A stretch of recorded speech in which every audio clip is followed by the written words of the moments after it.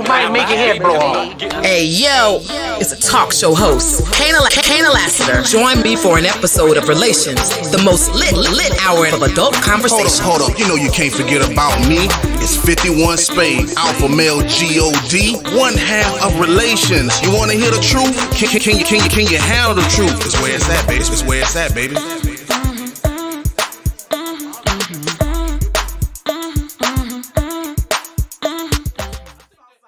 What's good? Welcome to an all-new episode of Relations. My name is Kaynah Lassiter. Say it with me now. Alpha male G-O-D, 51 Spade, a.k.a. the ninja you love to hate. I'm in the building. You know what we do here is 2 topics in 1 hour.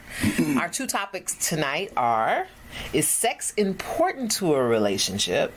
And breakup and backups. Or breakups and backups, plural, because we all go through more than one breakup in life. But the saying is, going around, very popular these days, is that women have a backup plan. And I think like the percentage is like really high. And I'm always like on the other end, like, that's not true. I don't have a backup plan. But I think where we should start is, what is the definition of a backup plan? Like, for me, if you say backup plan, that means it's a plan B to the life that I have. And I have, you know, I got a life with another person. We're pretty much set up to spend life together. So when you say backup plan to me, if I had a backup plan, that would be a plan B to my plan A. And my plan, I don't have a plan B that's anywhere near spending my life with a person. So when I heard like that women have a backup plan, I'm like, I totally disagree. Of course you do. But you're not the representative of every woman in America. And that percentage was pretty much like, I think 50%, it might have been 75. But I really want to say it was at 50% because the people that I watched talk about it said that they thought it should actually be higher than the 50% that it actually was. So that sounds ridiculous. So, how can it sound ridiculous? Like, if you think about... Because I think you ought to share your definition of what a backup plan is, and that's why your definition is going to make the number, of course, skyrocket, because your definition of backup plan is really basic. My definition of backup plan is major. So I think that's why the numbers are differing. If you're saying a backup plan is just some guy to come over and smash, then of course it's 99% of women. But you're talking about yourself. So you're talking about yourself in that you don't believe in it. Do you know married women who talk to other men? See, just that hesitation right there lets you know that shit that you talking, you already on bullshit already, because you not being honest with yourself. Most women know other women that they talk to. Y'all get a call, girl, I'm going through it with him, this and that. Y'all start going to the gym. You see Valrico over there, you know what I'm saying, trying to help you out, spotting you and shit for the weights and shit. Then you like, you know, I'm married and shit, but you can follow me on Instagram. You know what I'm saying? I got a Facebook. All that type of shit. This is putting in the motion of a backup plan. It doesn't mean that you having sex with them or this and that. And I tell women this all the time, because if you have a social media at the end of the day, if your man was to open your social media, not your phone, just your social media, we would run into some shit that you be like, well, I just didn't give a fuck about that, or I didn't respond to that type of shit. But you can. Because if the shoe was on the other foot and you saw that shit in our shit, you would feel a certain type of way. Now, it's like a backup plan to me is like an emergency glass, just in case the shit get broke and everything go into play. And also, women use backup plans to me is, there's men that women have, bring them food, fix their cars, fix their house, all this type of shit. These are all motherfuckers that sitting there waiting, whether you believe that shit or not. Everyone be like looking and crazy and shit like, but I don't like him. I didn't ask you if you liked him. The question is, do you use him? Then we come into a good area of it. But I wouldn't call someone that I'm using, of course, a backup plan though. To me, that Okay, but even in movies, even though other person would beg to differ. Even in movies, when there's all this building suspense about carrying out Plan A and Plan A fails, the whole theater is moved by the line Plan B. Because you're shocked that there's a Plan B, and you're hoping that Plan B will be just as good as Plan A, because you're going to get to the goal. If my goal is marriage, then my backup plan has to be an alternative marriage for it to make sense to be called a backup plan. That's not true. Yes, it is. No, if the goal is to save the princess, let me talk video game, because I think that's what most men understand.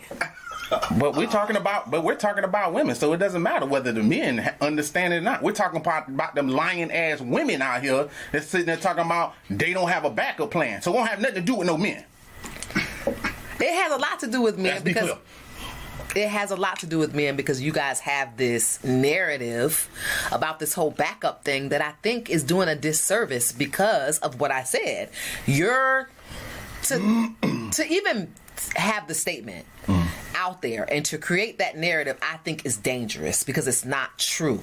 I think it's okay for you to have that opinion, but don't use the term backup plan. Okay. Because that's not Plan B. Plan B is not, okay, I'm not getting married anymore, so let me just call up the guy who hangs pictures on my wall and paints and fixes my car, because that's Plan B. That does not sound like a Plan B. That sounds like, damn, my man is gone. I need some manpower around this motherfucker. Let me use him to do it until I find Plan B to replace what my man gave me.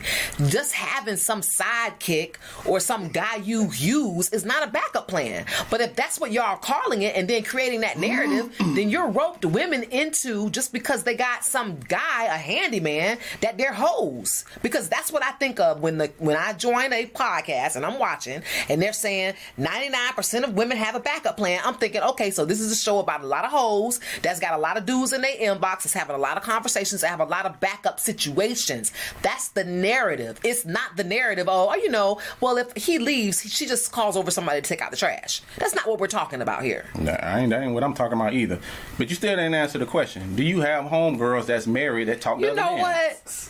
Whenever I have a good answer point, the question. you got to go back to a point that you already made. Miss Lassiter. You don't get a dun because you've already said that. Miss Lassiter, it's like a simple yes or no. God. Like this, like in a court of law, you wouldn't even be able to explain this. It's like yes or no. Miss Lassiter, do you have female friends that are married that talk to other guys? See the silence? But these are lies that I'm talking about. These are the narratives. This doesn't say anything. But if you was 100% confident, you would sit there and say no with a straight face. That's like basically just asking me. I could say that if I were talking about myself. But I ask you, do you have friends? So friends, married, do they talk to other guys? Not their husband. Other guys. Yes. Thank you. Now, this is how the backup plan comes into motion. Because at the end of the day, they are married. But marriage isn't everything that is meant to be for everybody. When people are younger, especially women, they're rushing to get down to the aisle. Even if you look at the percentages of the divorce rate, it ain't men that's fucking filing for divorce. It's women. And because it's women, what you think women filing for divorce and they just like, I'm going to spend the rest of my life by myself? No. See, when that file of divorce come into play, there's another person on the other end because they already like, well, I'm finna file for divorce. I mean, that depends on how long they've been separated. People been separated for like 4 years, so duh. It's not like they separate. I've been separated for 6 months and I'm about to call my backup guy. That's not how it works. I know, because I'm gonna tell you how it works. So, really, at the end of the day, like I've had homegirls that I know personally that are married, and they said that and have told me out of their own mouth, this is a female, like. There was this guy I was fucking with in high school. We talked from time to time. We've stayed in contact for over the years. So guess who she's trying to get with after the fact, after introducing her husband to this motherfucker? This is my friend from college. This is my friend that y'all so buddy, have them all in my house and shit. But when the divorce papers come down, it's mighty how y'all go from friendship to relationship. And that's a backup plan. That I would call a backup plan. But there's plenty of women that have that shit. Yeah, there you go with that thinking shit. You know what I'm saying?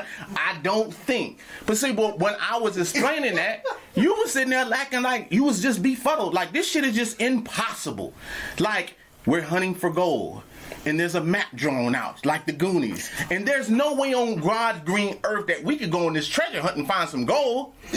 That's how you acting about women, talking about they don't have a backup plan. No, I'm just saying the way that you said it made it easy for it to be described as a backup plan. Let me say that. Because the way you laid it out, it's like I'm the witness on the stand, and you are trying to get me to agree or go with what you're saying. It was just laid out perfectly for me to agree at the end of the statement. But after thinking about it, there are plenty of women who, if you divorce, and let's say you live in a different city and you're married and have a family and you get divorced and you move back home, you're gonna fall back into some of the old places you used to go, your old neighborhood where your grandma used to live. So across the street is a guy that you used to go to high school with. That could be completely innocent. So I can't agree with that. If they ended up together off an innocent situation. You can't call that a backup plan. A backup plan is she was talking to him while they were married. They were interested in each other while you were married. But she was talking to him. Fool around with him while you were married. Just saying that's a friend from high school doesn't mean anything. That's not true. First of all, she was already talking to him. They've been talking to him. She was fucking him in college. After that, in the beginning of right before they got married, and continued to talk to him. Why that marriage was going on. Mm-hmm. Now, if he wasn't nothing, or it wasn't so innocent, then like I said, just open the DMs and let's just see what's cracking, because the phone conversations that were being had, it wasn't like no texts or no shit going on. She told me straight up that she talked to him through Facebook. So a lot of the conversation that's being had, that conversation is being hidden. And like most men will wait to the end of time for pussy. Like, that's just how we are. Not to the You know what I'm saying? Because at the end of the day, it's good for the man. Because there's no strings attached. That's one thing that most women don't, that they don't really get. Like, women be fucking, and this is free game. Women will be fucking with somebody and then in a relationship with a whole nother person and fuck this guy from time to time. And a guy's cool with that. But dump your man and then be like, hey, I'm free now. He don't want you. And you gonna see the real reaction that he have. Mm-hmm. That's good for you. Yeah. That but I got nothing to do with me. You know what I'm saying? Because that's how we started. And I fuck here, fuck there, little fuck everywhere. You know what I'm saying? And because you free, that doesn't mean that I'm going over that. But women don't understand that. So by them trying to put their backup plan into motion, that's why it's so set apart like that. I understand what you're talking about, but those incidents and coincidence don't just happen. You don't just leave your motherfucking house. They do. Of course, I totally believe in things just happening. You believe in unicorns, don't you? I do. I believe it. See what I'm saying? So that's all that's all that gotta be said right there. But everything you wake up is a miracle. I'm like, unicorns is this? You believe in unicorns? You gonna do this to me right now? Yeah, I believe in a lot of. I believe in magic. I believe in. Hey, listen. If Jesus was resurrected from the dead, there could certainly be a unicorn. If there's aliens in space, then there can certainly be a unicorn. So let me ask you this. So you believe in unicorns, but you don't believe that a woman have backup plans. You believe in all this other shit, like leprechauns and all this other shit. But you don't believe that there are no women sitting in their marriage with not a backup plan. I didn't say that, not at all. I'm just saying that I don't think the percentage is high based on the fact that I think that our definition of backup plans are different.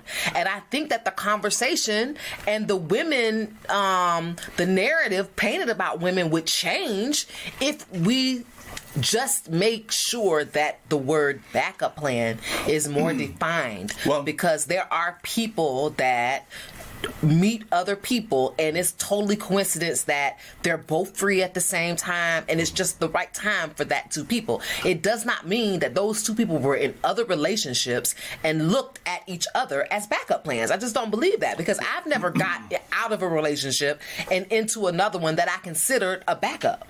That's cool. You can consider it whatever you think, but you're talking about from the perspective of just you. Yeah. Now I'm talking in generalization of like actually what's going on, and there's no way that you've been on the phone a lot of time with your homegirl, talking to them, and I know you done gave warnings of, girl, you married. Why are you doing that? Why are you talking to him? You know he don't see you like that. That fun gonna be over if your husband find out. Like, don't act like these conversations are not being had from your friends, women, or anything. A lot of these conversations are always being had. Women get bored.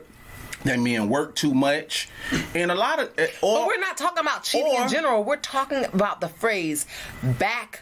Plan B. I do not believe this is how backup these cheaters have backup plans. But this is how backup plans come into play, because the reason I'm giving those scenarios is because loneliness turns into conversation or attention from other people. Let's just be real with this. And in this world that we live in now, it's very social media. I really don't even know a woman that doesn't have one.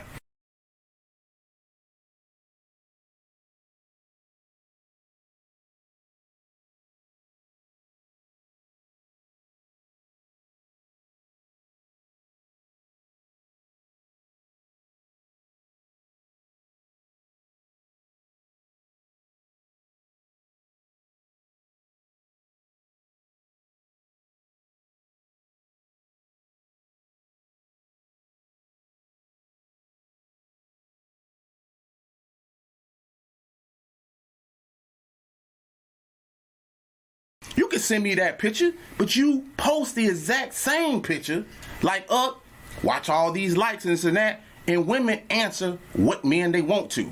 I've watched it play out over and over again. I've watched women on live that go live that do that. People asking comments all up in there. You know, how you doing? You fine? You pretty? This and that. But she singles out the one person that is her backup plan, more than likely, that she's talking to. Now you know you crazy. See, he stood me up, having a full-fledged conversation, and then turn around and say I'm in a relationship.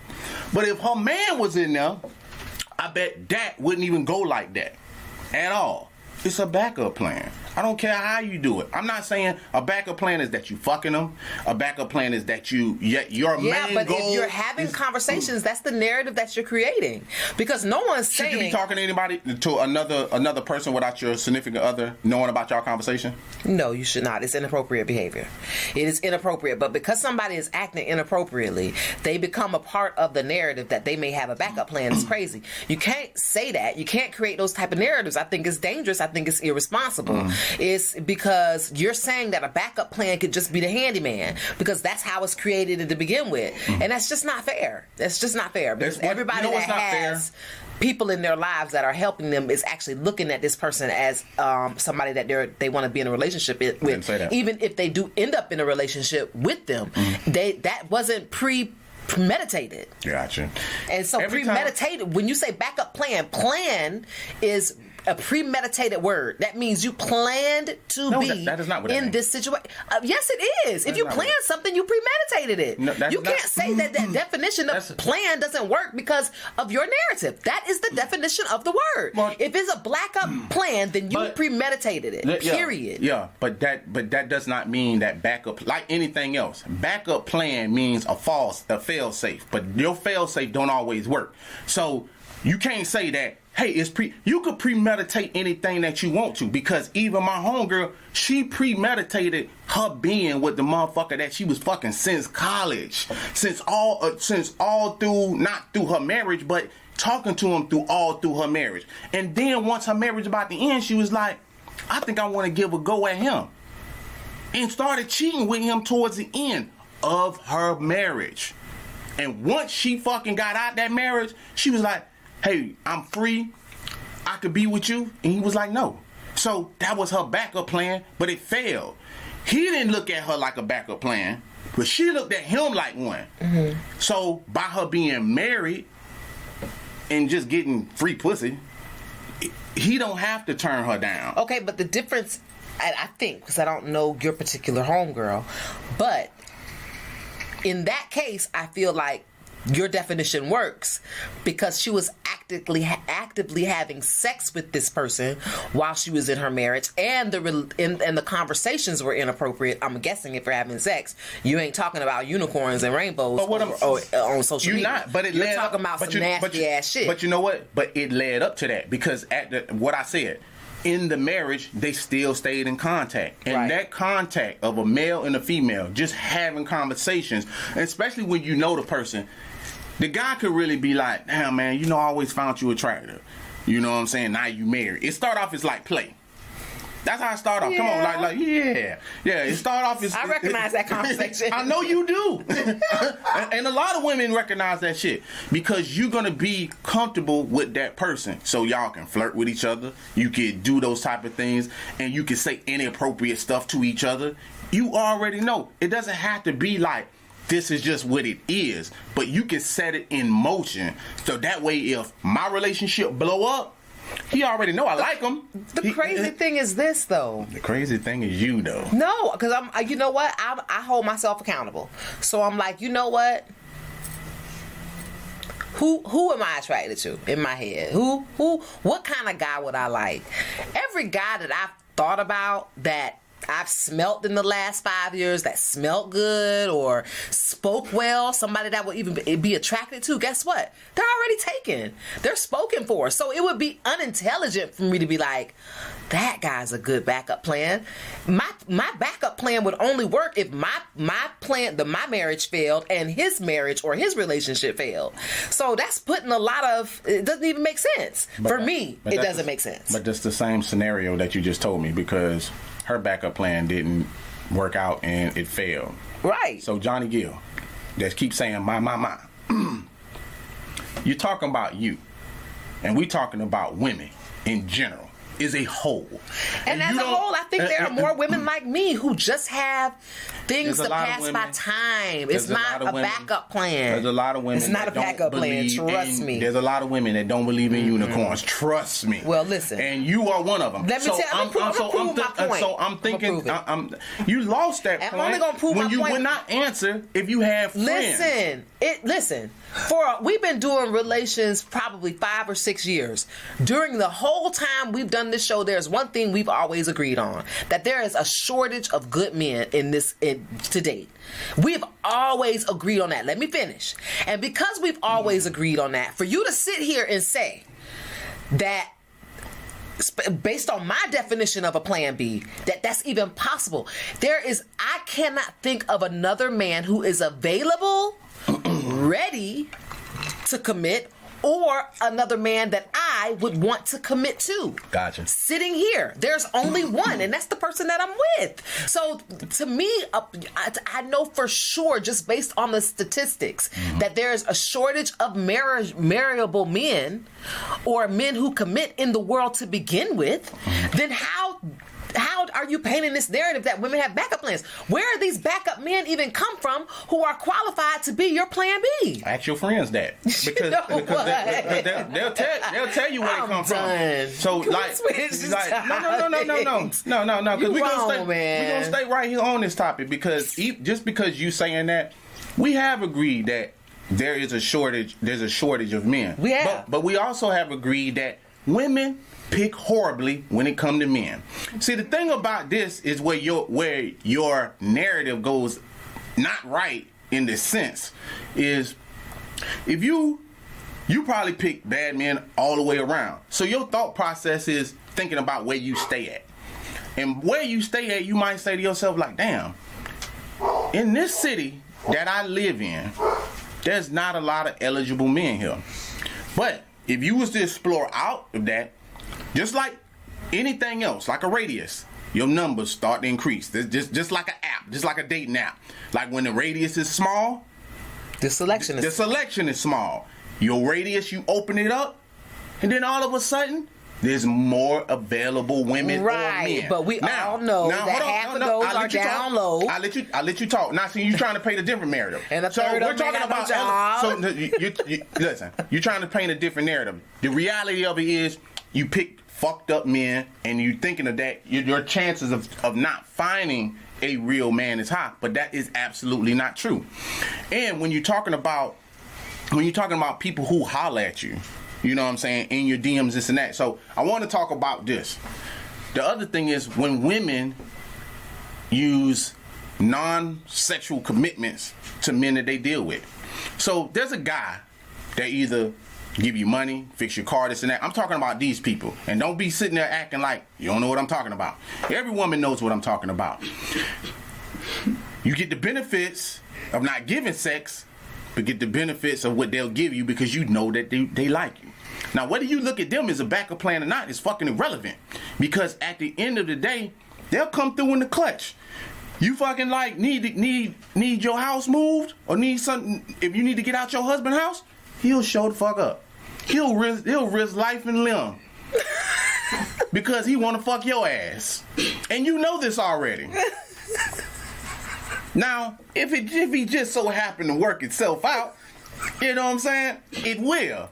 But you ain't putting them in play, cock the gun and the whole nine and just let it go like that. But people keep people around for different reasons. Like, it's not like I'm saying like you just go out and you look for a backup plan. And the other thing I just wish you wouldn't call it that. And then but the main thing about this is also like breakups.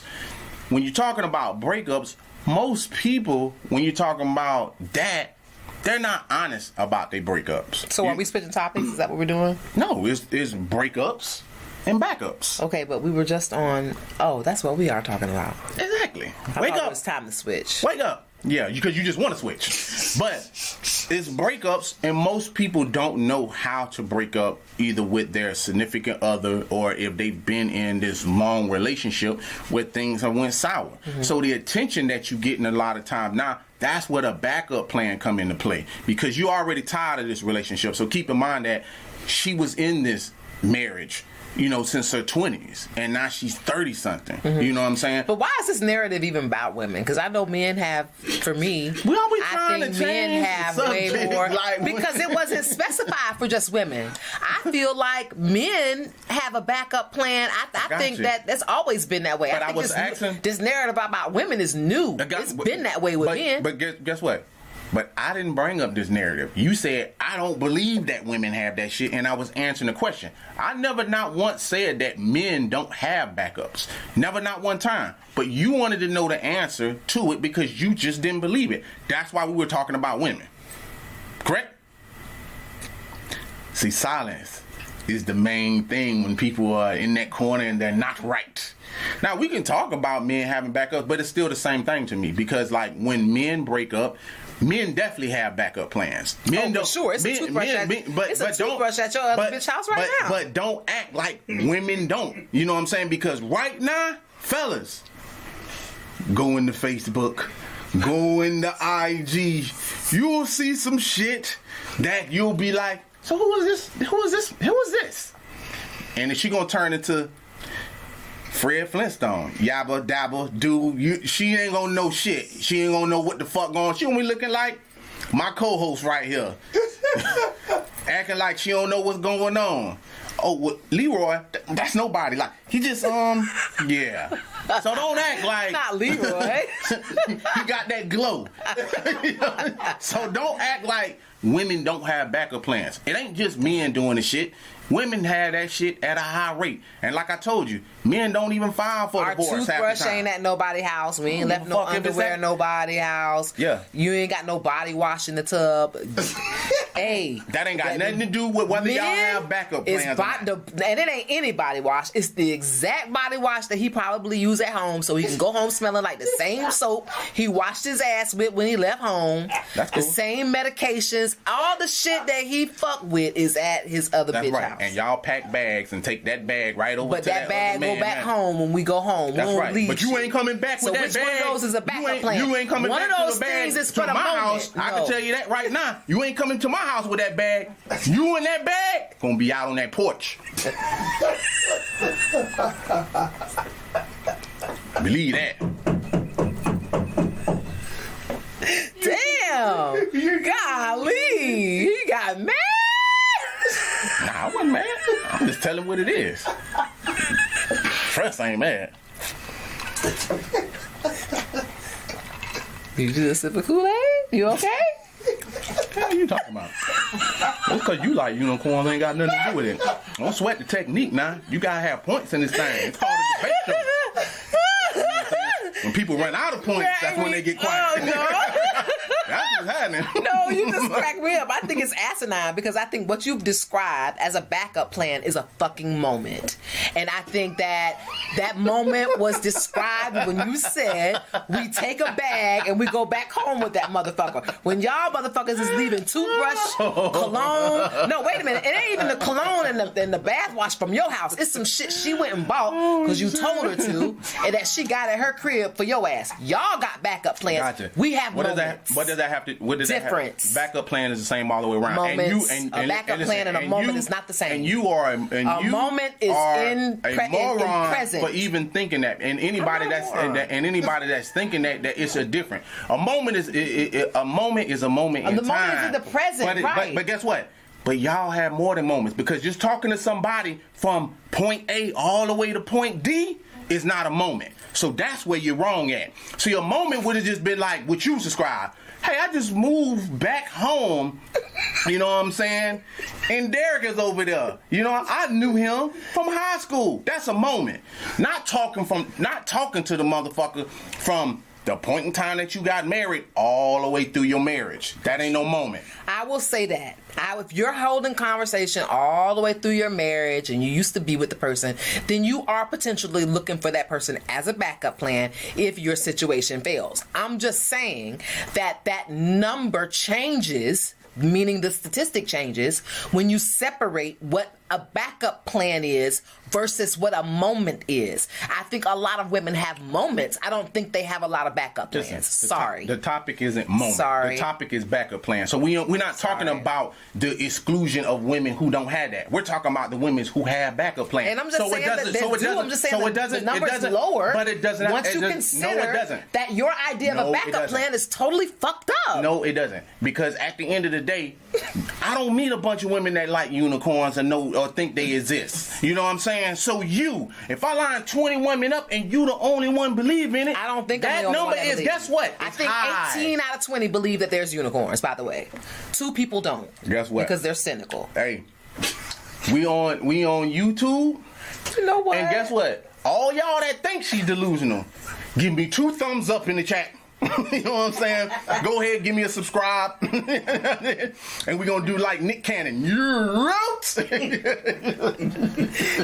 so dumb. You have to believe in unicorns yourself. Yeah, okay, whatever. You watch Marvel? Anyway, next topic. You already got beat. It's 1-0. Let's go. Whatever. Let's talk about how vital sex is in a relationship.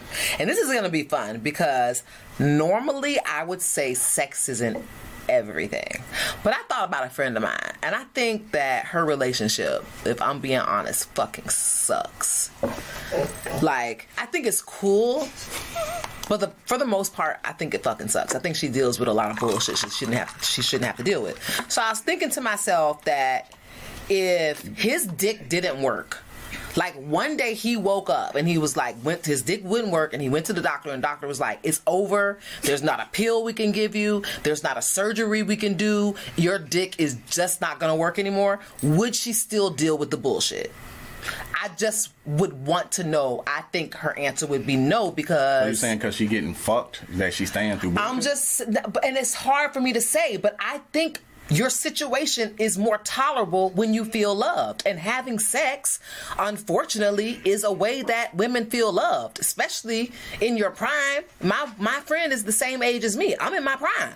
So if he was still everything he is, every bad thing, and he didn't have a dick to smooth it over, I just think she would throw in the towel. And I wouldn't blame her, because it's like, okay, so sex is everything. No, I'm saying that 80% of his bad habits make their relationship bad. 20% is good. So, and a part of the 20% is the dick. So I'm saying if the dick goes away, now he's only 10% good and 90% bullshit. That's what I'm saying. Okay.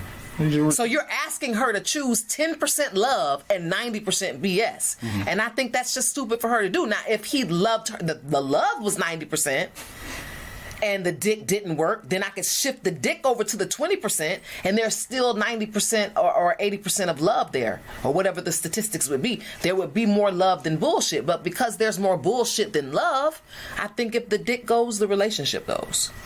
So in this particular example, yes, sex is important to their relationship, because if he not dicking her down, then that means that she's only getting back rubs and an occasional forehead kiss and getting her coochie licked, and the rest of the time he's being the person that he is, and he's hard to love. Gotcha.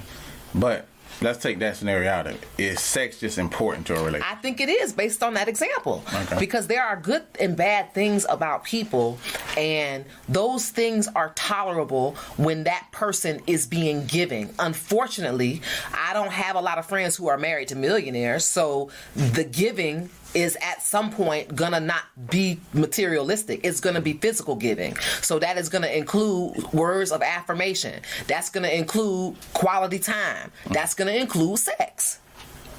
Okay. I wouldn't disagree with you. I think sex is one of those things that is important in a relationship, and they can make and break relationships. Really, at the end of the day, it's one of the reasons why people cheat. Like that scenario that you just gave, any normal person looking at her would be like, she's a moron, just by even giving that example. Because if you're talking about, to me, when you're talking about sex, well, sex isn't love to me. That's why it's two different things. So she's willing to take dick and just have sex, not love. Now you can't say that, because she's in a relationship. She's making love. I got it, but just because that's what she's doing don't mean that's what he doing. So keep in mind that, because if he loved her, you get what I'm saying? Like, this is where it comes full circle. Because if he loved her, then he wouldn't be doing the bullshit, which is that. Okay, well that's what she would say. Like, if you love me, so if she catch him cheating, she would be like, and he say, I love you. A normal response would be, no, you don't. Because if you love me, you wouldn't be disrespecting me. Well, that's part of his bullshit. And then the bullshit goes on and on and on and on. So that's why I'm telling you that means that he don't love her and he ain't making love to her. Most men, not all men, most men know that bitches are cuckoo for cuckoo puffs. You know what I'm saying? And at the end of the day, they are men. That's why I just said, like, a lot of women don't know how to choose men, because women have dick blinders on and they get dickmatized like real crazy. They'll pay everything in the house. Motherfucker won't be paying one bill. Even their girlfriend is like, he ain't paying no bills. And her response is, yeah, but the dick is just so good. Like, this shit is like mind-boggling to me. You know, probably about 3, 4, 5, 6, 7, 8 women that have said this shit. So that's why I'm telling you, there's no fucking way that you can think in your mind that he love you. He know, just like I know, if I dick you down enough, I could tell you we going to the moon, and you'll believe that shit. Well, you know what? I could actually ride off that narrative, because I agree. But I think to give the topic more service, I don't think every bad relationship is indicative of just the standard basic cheating. Sometimes there's addiction. Sometimes there's abuse. Sometimes there's bad children. Sometimes there's a crazy baby mama. Children gotta be bad. No, there are some relationships that are perfect, and then you got the fucking kid that keeps going to jail every other week, and the motherfucker's tired of going down there and bailing the child out, and the daddy like, I ain't bailing them out, and the mama is like, we going to get my baby. These are real situations that hit home that make a relationship. So that's fucking with their sex life. To me, it's one of the cons that I was saying about the guy when I was saying that her relationship is 90% bad. Okay. It meaning that most of the time that I talk to her, the guy is off the rails, being mean, intolerable person. It's only 10% of the time that I'm talking to her that they had a great night, they went out, she got dick down. That's 10% of the time that we talk. 90% is he's just a fucking dick. So if you take away the sex out of that relationship with the addiction and the intolerability and the abuse, then yeah, I would encourage her in that situation to leave. I didn't want to say that he didn't love her, because when you talk about addiction and abuse, that doesn't mean that that person doesn't love the person. That means that the person has self issues. They don't have, sometimes the reason why somebody is putting their hands on you don't have nothing to do with you. Sometimes when a person is drinking and smoking and going down a road of addiction, don't got nothing to do with you. Sometimes it's about them. And so when you're in that type of situation, you can't say that there's no love. That person just is in a bad place and they need self-help. It doesn't mean that there's no love there. So I can't turn it around on my friend and be like, girl, you know he don't love you anyway. That's going to be the wrong thing to say. What I'm saying is, what you said was a good point. Well, girls take dick and they take all this bad stuff, but it's like, that's 10%. It's not like the 10% was he fucked me over the kitchen sink. The 10% was we had a great night, we went on a romantic date, and I made love with my husband. So this isn't, a fuck. This is a relationship. It's just that most of the time that I speak to this person, it's just a bunch of bad shit. So I feel like in her situation, if the dick stopped working, she would be a slave to a person who is not well. But if that dick stopped working, she would probably smarten up and leave. Because I've also heard a lot of women that be like, well, at least you could do is fuck me right. And a lot of these arguments or shit that I'm bitching about would stop. So my thing is, you're right what you're saying. But what I was saying was, it's two different scenarios of how people are viewing a scenario. And with men, a lot of men know that if I fuck this girl right, I can probably get just about anything out of her.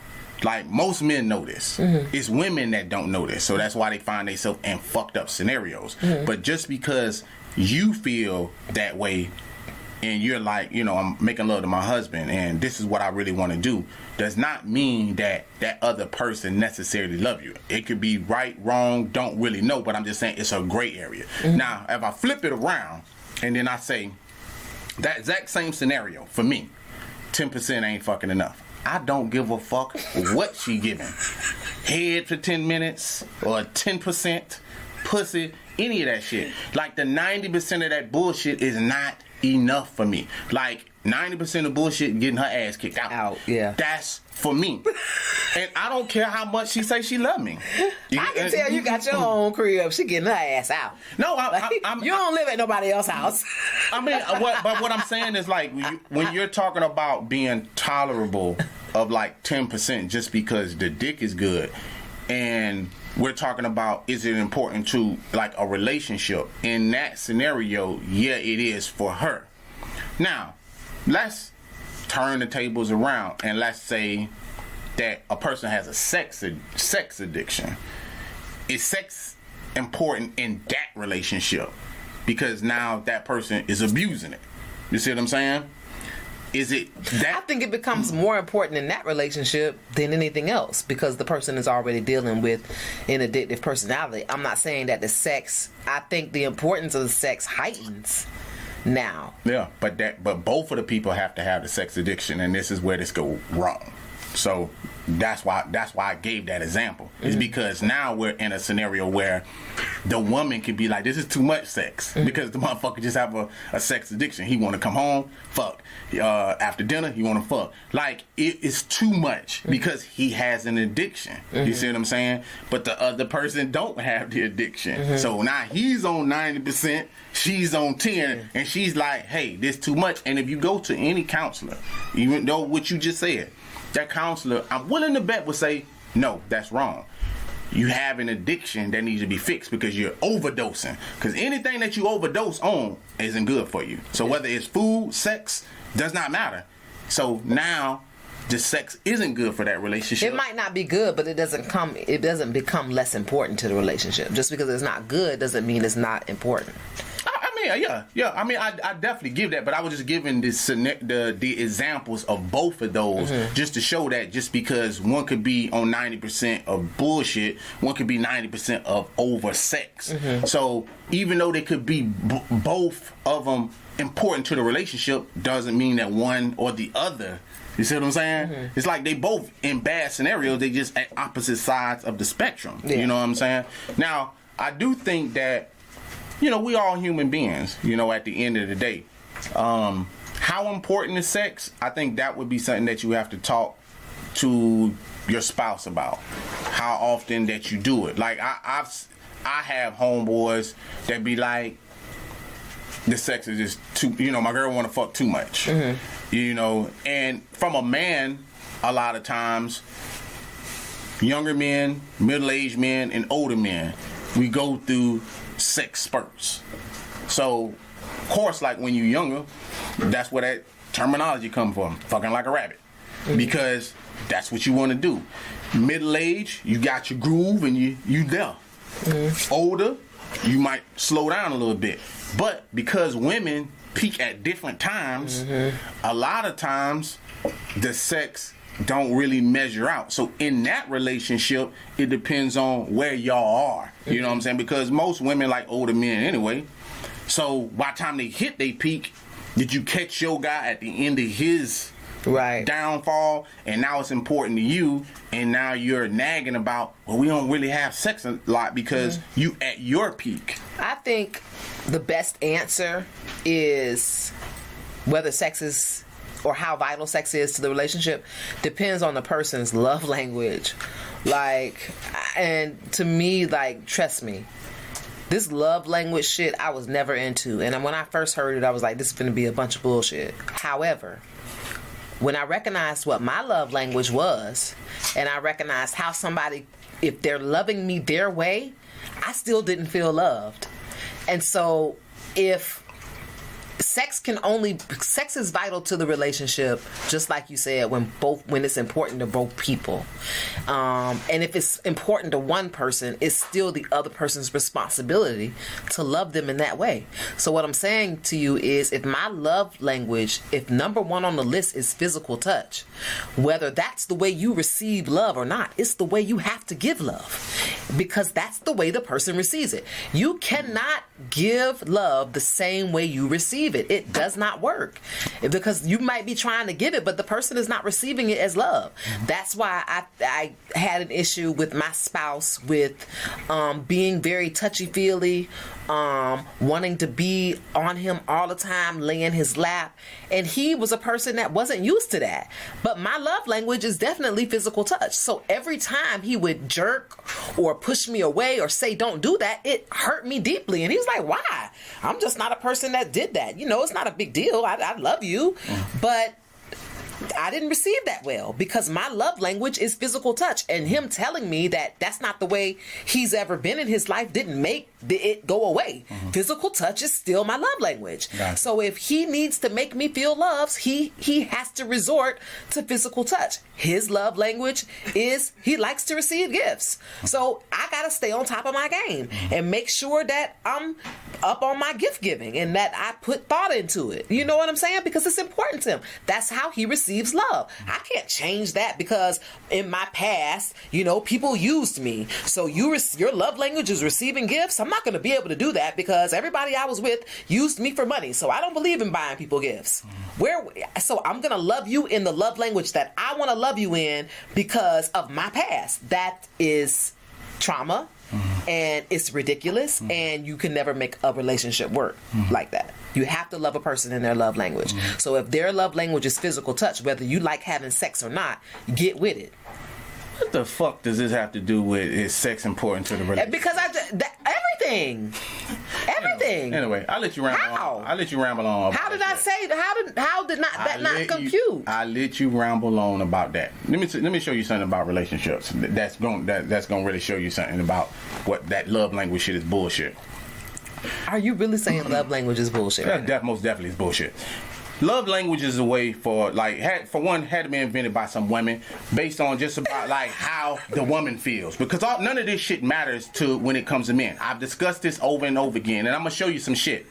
That scenario that you just painted, rambling on about like a whole bunch of bullshit about like, hey, he has to love me in this love language, and he has to do this and this and that. But see, it never qualifies when it comes to men, because when men start bringing up some of the shit that they really want, so I'll give the example of this. Like, I don't like the same pussy every day.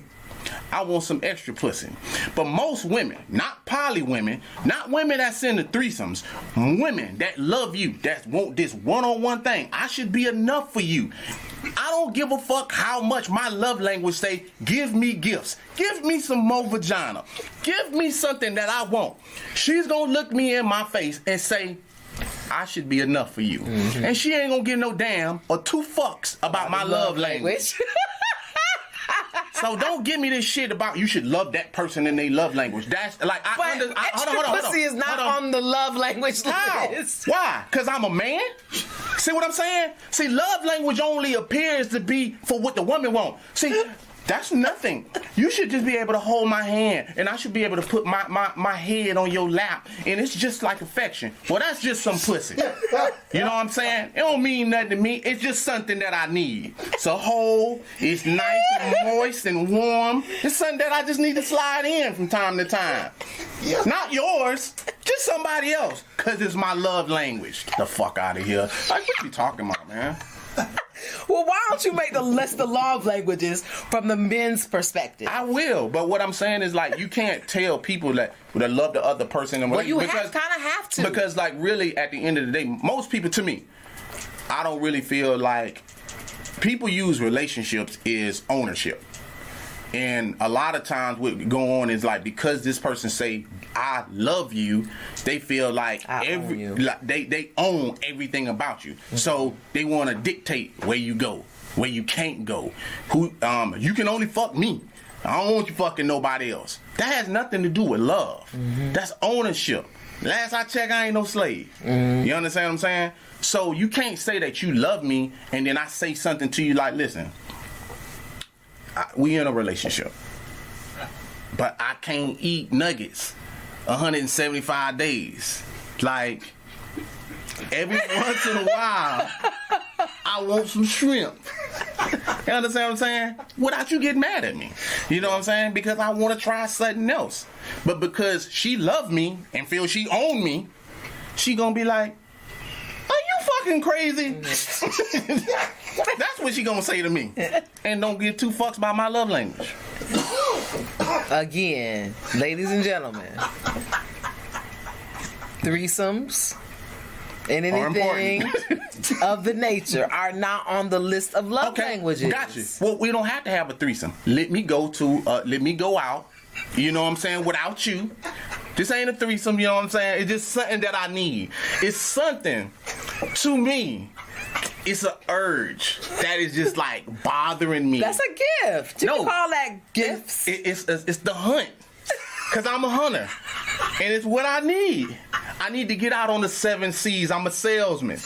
I'm a Dick Smith. I need to get out here on this raft. And catch some fish. That's all I'm saying. Is sex important? I'ma say it's important. Just don't abuse it. Don't go overboard with it. But is it important to a relationship? It definitely is. You have to find a common ground where the sex will work for both of y'all. Definitely. I definitely believe that. And so now we're going to go into the tap-in portion of the show. And we hope you guys are tapping in at spadeperry.com. If you have any questions about any of the shows that you saw, have seen, or there is just a particular situation that you're in that you want feedback about, you tap in at spadeperry@gmail.com, and you might hear your tap-in right here on Relations. Do you have the tap-in this evening? For sure. Awesome. Now, this is a real interesting. I got an email that you should like. Not like, but it might alarm you a little bit. So, Lord. it actually goes like this.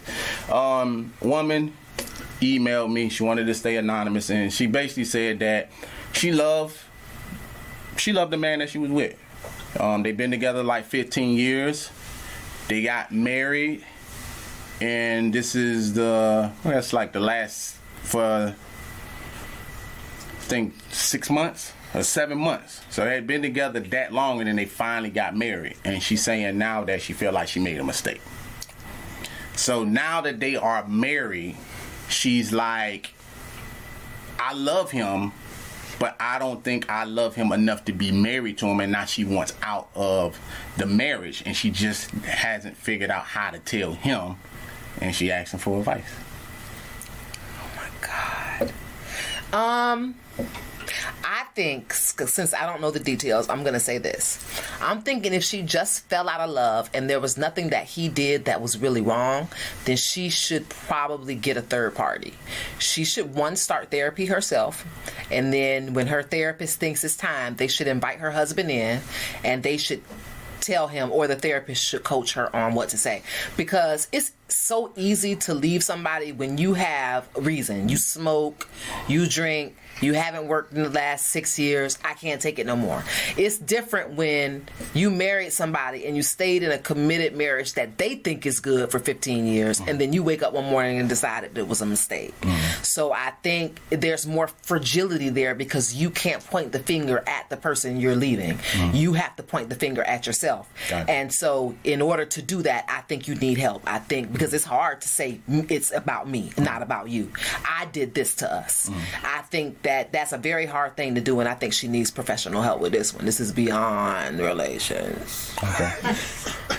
Gotcha. My advice is this. Before you come up with a backup plan, because you only 6 months in. Oh my God. I suggest you go ahead and get out of it. Like, really, at the end of the day, I'm going to just say this.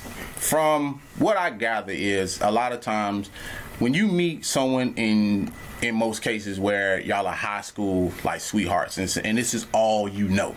You know, this is only the person that you know. Marriage, a lot of times, I don't know why, but marriage and kids put, like, spotlights on how people view their life. You know what I'm saying? And if this isn't the person that you went down the aisle with and you thought you wanted to spend the rest of your life with, and that marriage put a spotlight on your whole relationship, and you like, I don't think I want this, I think you need to get out of it. Because I don't even think a therapist can convince you, because now you just did the biggest thing that most women, because this ain't a man saying, hey, I had cold feet, like I went over the threshold, and this is a woman. So she had ample opportunity over the years, and now 6 months in, she like, I regret this? There's something about the relationship, to me, that the marriage put a spotlight on, and now it's come full circle. But don't you think that because she is the reason? I'm not saying don't get out of the relationship. I'm saying that it's not going to be an easy deliverable for her to tell him this. So I'm saying enlist help to break up. I'm not saying stay.